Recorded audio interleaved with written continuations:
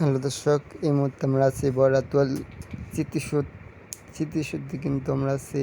এই মুহূর্তে কিন্তু আমরা দেখতে পারতাছি সখীপুরের যে তেনু মহোদয় কিন্তু এখানে কিন্তু পরিদর্শন করেছেন, তার সাথে ম্যাজিস্ট্রেট সহ, তারপরে এসএলএন সহ সখীপুরের মেয়র সহ কিন্তু এখানে পরিদর্শন করেন।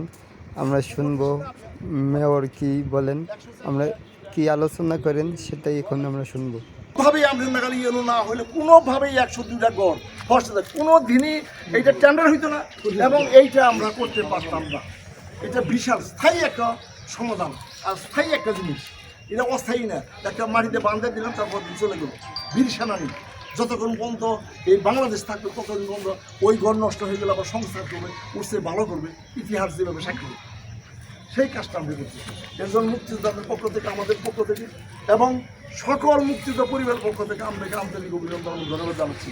আজকে কিন্তু এই ব্যবস্থা আমরা না করলেও পারতেন আমাদের নিয়ে এই নতুন মুখ যারা আসছে, এটা কিন্তু আমরা আন্তরিকতা আছে বিদায় আমাদের সাথে আমাদের এই জায়গাটা নিয়ে আসছে।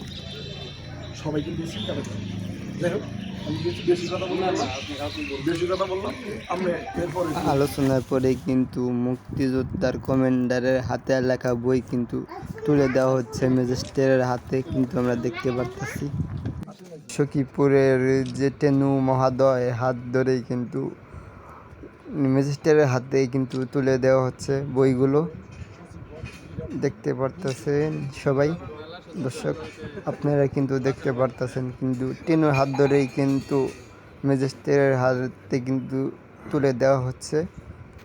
আমরা কিন্তু দেখতে পারতেছি ম্যাজিস্ট্রেটের হাতে বই দিয়ে কিন্তু সবাই মিলে কিন্তু মুক্তিযুদ্ধের যে চেতনা, মুক্তিযুদ্ধের যে বঙ্গবন্ধুর ছবি আমরা দেখতে পারতেছি, ছবি টাঙানো কিন্তু যুদ্ধের কিন্তু করতেছে, সম্মান কিন্তু আমরা জানাইতেছি, দেখতে পারতেছি।